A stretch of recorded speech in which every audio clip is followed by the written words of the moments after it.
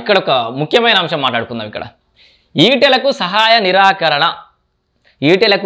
నిరాకరణ కొత్త ఏం కాదు. అసలు ఏం లేని నాడే తెలంగాణ గురించి కొట్లాడే వ్యక్తి, తెలంగాణ ఉద్యమకారుడు, నిజమైన ఉద్యమకారుడు, తెలంగాణ వాదానికి, జై తెలంగాణ నినాదానికి అసలైన ఓనర్, అసలైన యజమాని ఈటెల రాజేందర్.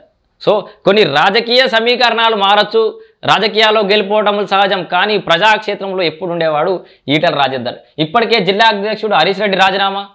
So what? కూన, తూర్ల, సామ, ఏనుగు, చాడ నుండి లభించిన సపోర్ట్. So what? తెర వెనుక నుండి పావులు కలుపుతున్న ముఖ్య నేతలు. అయితే ఏంటి?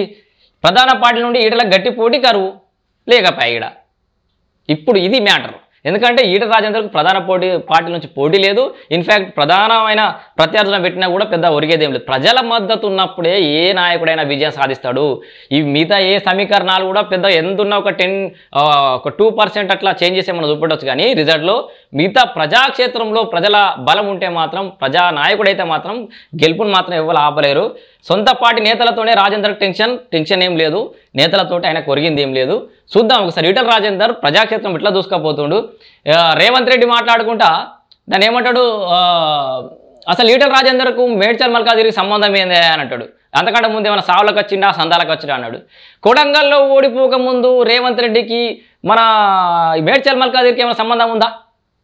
మరి నువ్వు కూడా ఓడిపోయినాక ఇక్కడికి వచ్చి గెలిచినావు కదా, ప్రజలు ఆదరించారు కదా, ఇవాళ ఈయనను కూడా ఆదరిస్తారేమో. ఇవాళ ఇంకా ఇన్ఫ్యాక్ట్ చెప్పాలంటే మీకంటే ఎక్కువ తెలంగాణ ఉద్యమకారుడు కాబట్టి ఆయనకు హక్కు ఉంది, ఎక్కడైనా కొట్లాడడానికి, ఓటు అడగడానికి ఆయనకు హక్కు ఉంది. సో అడిగిండు, ఏం మాట్లాడిండో చూద్దాం. ఇగో ప్రజాక్షేత్రంలో ఎట్లా తిరుగుతుండో చూడు ఈటెల రాజేందర్. ఏంద్రా వీడియోలు ఎటువా? ఇగో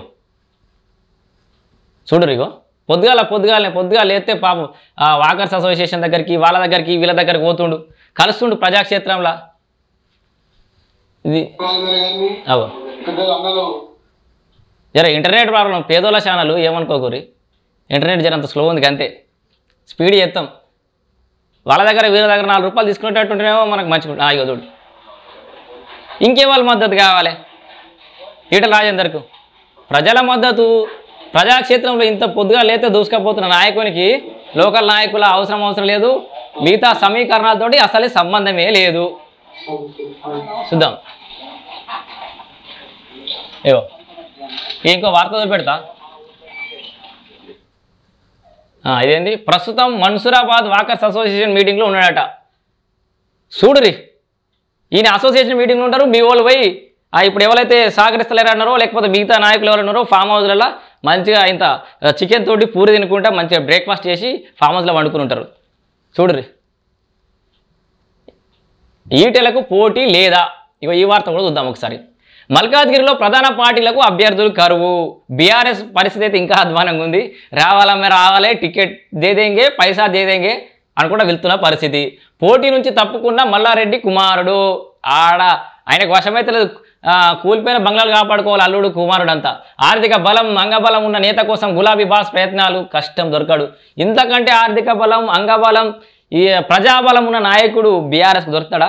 ముందుగానే ఓటుకోరు, ఆ నాయకుడు మీకు పోటీకి ఉన్నాడు. ఇప్పుడు ఇవాళ ఆర్థిక బలం రేవంత్ సిట్టింగ్ స్థానం కావడంతో ప్రతిష్టాత్మకంగా తీసుకున్న కాంగ్రెస్ అండోటలు తీసుకుంటుంది.